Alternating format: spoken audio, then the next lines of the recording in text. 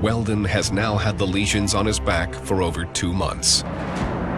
The best treatment is to surgically remove them. In his office, Dr. Aftergut cuts the lesions off Weldon's back.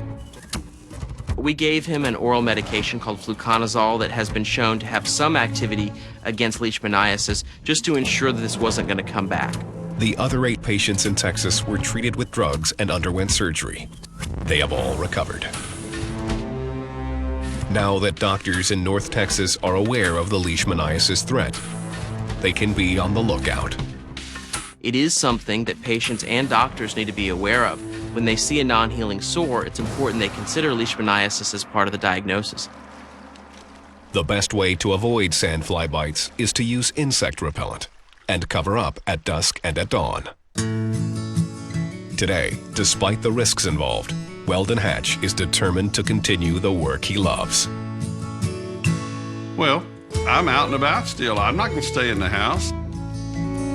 So if I went in an area that had this fly, I could go into it again and get stung again. It's something to think about, so you keep your insect spray handy. 12 million people in the world have leishmaniasis, and every year 1.5 million new people get the disease. The leishmaniasis parasite is so good at infecting people because it's picked a great way of getting to them, and that's the sandfly. Anytime you see an increase in the population of sandflies in an area, you're going to get an increase in the number of leishmaniasis outbreaks. By sweeping through a human population, leishmaniasis is only doing what all parasites are biologically driven to do: reproduce and spread from host to host.